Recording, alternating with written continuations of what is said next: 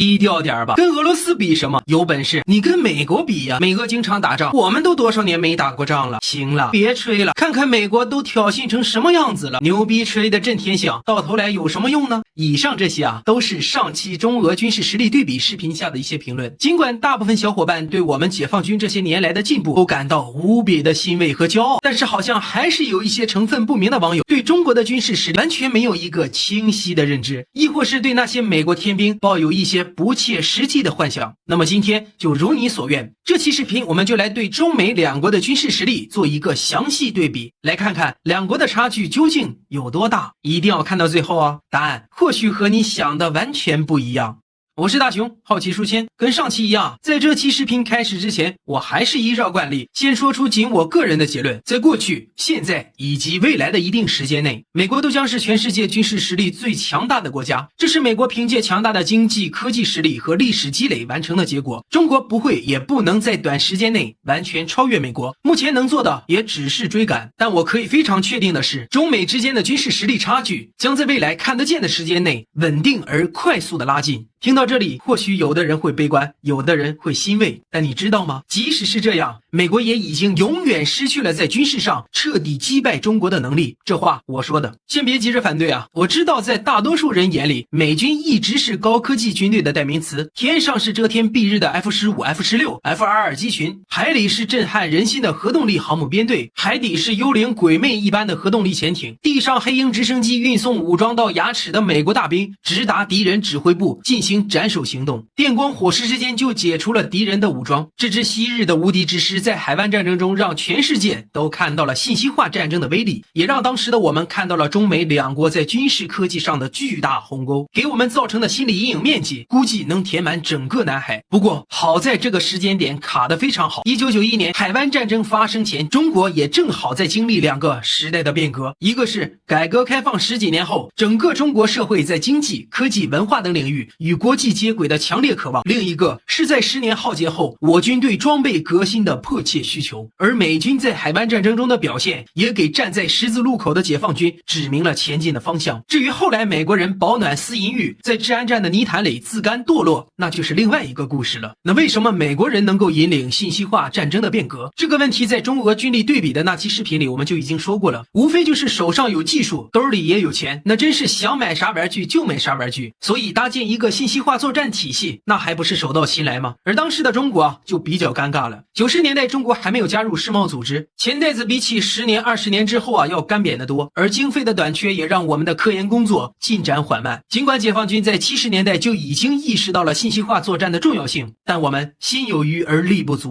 只能眼看着西方先进的装备而望洋兴叹。在那个中国还没有富起来的时代，来自西方世界的先进与繁荣不断冲击着中国人的认知，而美帝国主义和他的走狗们也在苏联断气之后有恃无恐，频繁欺辱我们。93年银河号被美国无理由拦截扣押，96年台海危机美国第7舰队豪横干涉中国统一，99年中国驻南斯拉夫大使馆被美国军机轰炸，01年南海撞击，王伟烈士壮烈牺牲。美国佬的罪行不断刺激着中国人的神经，落后就要挨打。在这样的刺激下，有的人丢掉了脊梁骨，心甘情愿地跪在地上对美国人顶礼膜拜，但更多的人选择了奋发图强、艰苦奋斗的道路。这条路一走就是30年，这30年是中国由穷转富的30年，也是人民军队由落后迈向先进的30年。30年后的今天，中国已经成为了世界第2大经济体，也是世界第2大军事强国，即使是美国人也不敢在我们面前轻举妄动。美国国防部在2022年国家防务战略报告中将俄罗斯列为了美国的迫切威胁，这当然是因为俄乌冲突的原因，而对中国的评价则是步调挑战，认为中国是唯一一个既有意图也越来越有能力在军事、经济、技术和外交方面全面系统性挑战美国的竞争者。当然我们空口无凭，肯定是有人不服气的，那我们就用数据说话。事先声明接下来所列出的数据都是来自中美两国官方公布的文件，并根据其他消息源进行对比的结果，均为有据可查的可靠来源。美国国土面积937万平方公里，截至2022年人口约为 3.33 亿，年 GDP 总量约为 25.47 万亿美元，全年军费超过7666亿美元， GDP 和军费开支都是世界第一。中国的领土面积是960万平方公里，截至2022年总人口超过了14亿人，年 GDP 总量为18.3万亿美元，全年军费开支2300亿美元，位列世界第二。同时，中美也是全世界唯二的军费开支超过1000亿美元的国家。美国现役军队其中陆军50万人，海军37万人，空军30万人，海军陆战队18万人，太空军3万人，海岸警卫队3.6万人，国民警卫队45万人，总兵力约为180万人。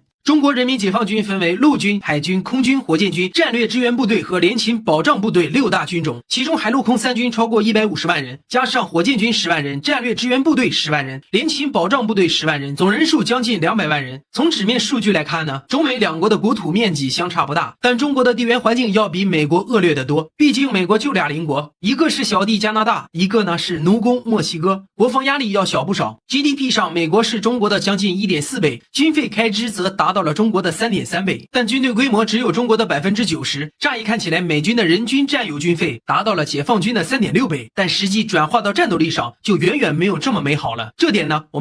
美军目前共拥有约6100辆 M1 主战坦克，其中现役2509辆，包括1605辆 M1A2 型坦克、750辆 M1A1 型坦克、154辆 M1A2C 型坦克，另外还储备有约3600辆 M1A1A2 坦克。解放军则拥有超过7000辆坦克，抛去老旧的590系列和88式系列主战坦克，还有近5000辆3代坦克，其中3000辆96型和96型改进型主战坦克，1500辆99式和其改进型主战坦克，200多辆15式轻型坦克，另外在各地仓库里还存放着上千辆59式坦克。美国拥有步兵战车6500辆，其中 M2 布雷德利步兵战车现役有2500辆，储备有2000辆 ；M3 步兵战车现役有1200辆，储备有800辆。中国则装备了8500多辆步兵战车，其中有2000多辆08式轮式步兵战车和2500多辆04式履带式步战车。美国陆军装备的 M777 榴弹炮有1340门 ，M270 多管火炮有1365辆 ，M109 自行火炮有1500辆，而中国分别有1200门牵引式火炮、2200门多管火箭炮和2000门自行火炮。总的来说，中国陆军部队在装备上的规模几乎是美军的2倍，但在质量上与美军不相上下，双方是各有优势。不过，美国陆军的优势在于装备先进的陆军航空兵，其直升机数量高达5500架以上。美国陆军航空兵目前装备有900多架 AH-64 阿帕奇武装直升机、CH-47支奴干直升机500多架，还有1300架黑鹰直升机，而中国只拥有1700架直升机，其中武直10武装直升机超过500架，米17和米171直升机400多架，500多架直8直9直升机，200多架直20直升机。美国陆军航空兵的装备质量和规模都要强于中国陆军航空兵。再来看空军方面，美国空军拥有超过6500多架主力作战飞机，其中4代战机1900多架，5代战斗机630多架，战略轰炸机152架，包括 B2、B1B、B52H， 未来还会有刚刚问世的 B21加入，运输机945架，空中加油机625架，预警机114架，电子战飞机230架，侦察机222架。而中国空军拥有各种作战飞机5000多架，装备了各型4代、5代战机超过1600架，其中5代机歼20占了超过200架，今年年产量也将突破3位数。231架轰6系列轰炸机，没有战略轰炸机，运输机约为300架，加油机约为20架，预警机50多架，电子战机约50架。侦察机14架。总的来说，不管是数量还是质量，美国空军都要明显优于中国空军，这也跟大家过去的印象相符合。不过有一点要强调，中国空军夺取制空权的能力是要强于美军的。为什么呢？因为中国战斗机的扛把子歼20是一款重型空优战机，而美国与之相对应的 F-22A 已经落后于时代了。F-35呢，又是一款中型多用途战机，制空能力根本无法与中国抗衡。而更要命的是，从2战开始，美军的作战体系就严重依赖制空权，并且美军地面单位的野战防空能力又极度匮乏，基本上呢只有各种单兵防空导弹能用，打直升机还可以，想打固定翼飞机就有点不够看了。所以一旦打起来，那场面可能会非常精彩。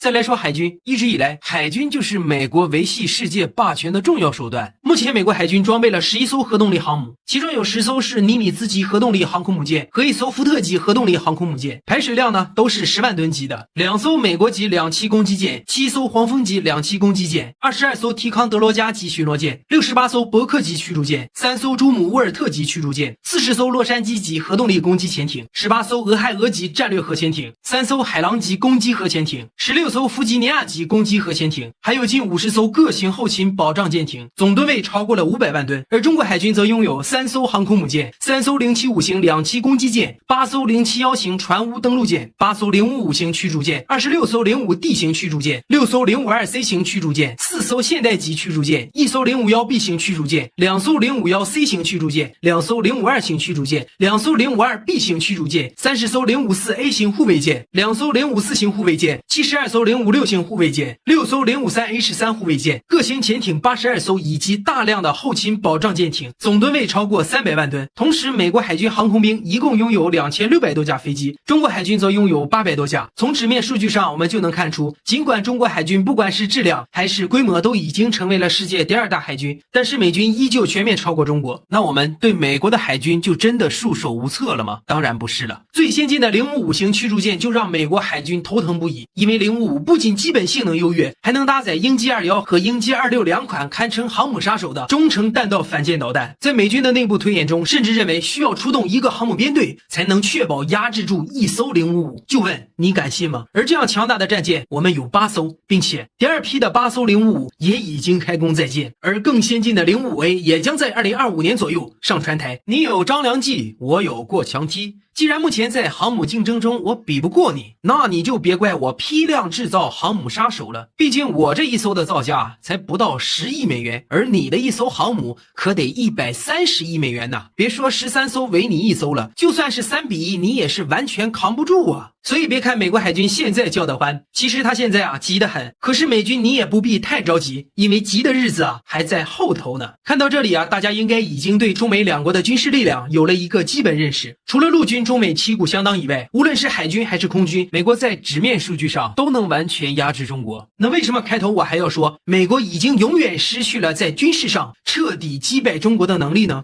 不知道大家有没有听过军工复合体这个词？军工复合体是美国独有现象，是由军队、军工企业和部分美国国会议员组成的庞大利益集团。军工复合体的形式逻辑是这样的：由军工企业出钱贿赂军方高层和政客，再由军方高层提出特定的装备需求，政客批准需求并拨款下订单，于是来自美国纳税人的钱就这样变成了军费，流进了军工企业的口袋。而军方高层和政客呢，也在这个过程中吃了个肥头大耳。正所谓裁判评委都是我的人，你拿什么和我斗啊？美国所有军工企业都只有2个选择，要么加入这个军工复合体，要么在这种不公平的竞争中死掉。很快美国军工业就成了军工复合体的天下。这个复合体中的利益相关者，下到普通政府职员，上到国务卿，甚至是美国总统，无不牵涉其中。垄断呢，必然带来腐化，军工企业开始肆无忌惮地向美军提供大量的物丑价贵装备，而美军内部的贪污腐败问题也愈发严重，比如800美元一个咖啡杯，600万美元买了9只山羊，诸如此类的事件。美国国防部就曾多次公开抱怨，美国军费的购买力只有解放军的1/5不到啊！还记得前面咱们说的吗？美军的人均军费是解放军的3.6倍，但实际购买力却只有解放军的72%，3块6呢，秒变7毛2。这下你明白了吧？另一方面，美国的工业实力衰退严重，在20世纪60年代时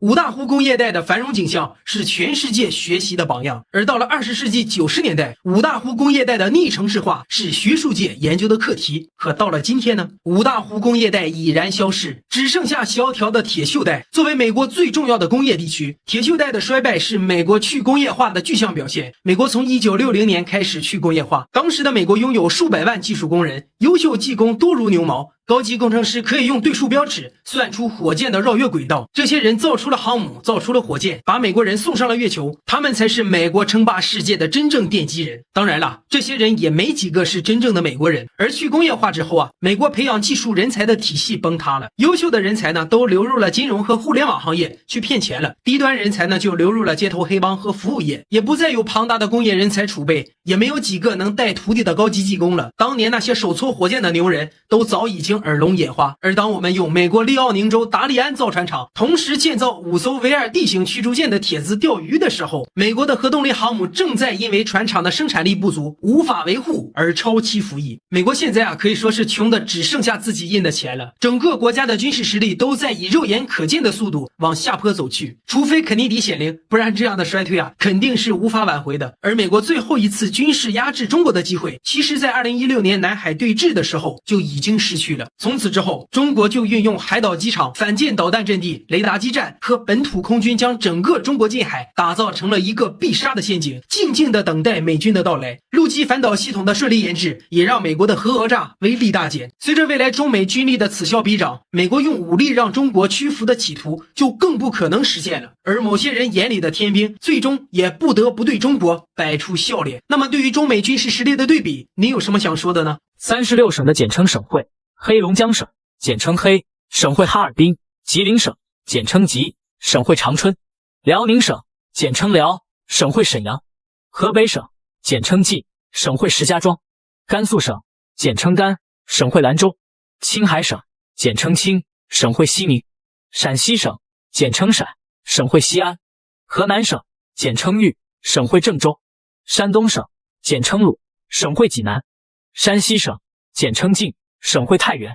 安徽省简称皖，省会合肥；湖北省简称鄂，省会武汉；湖南省简称湘，省会长沙；江苏省简称苏，省会南京；四川省简称川，省会成都；贵州省简称黔，省会贵阳；云南省简称滇，省会昆明；浙江省简称浙，省会杭州；江西省简称赣，省会南昌；广东省简称粤，省会广州；福建省简称闽，省会福州；台湾省简称台，省会台北；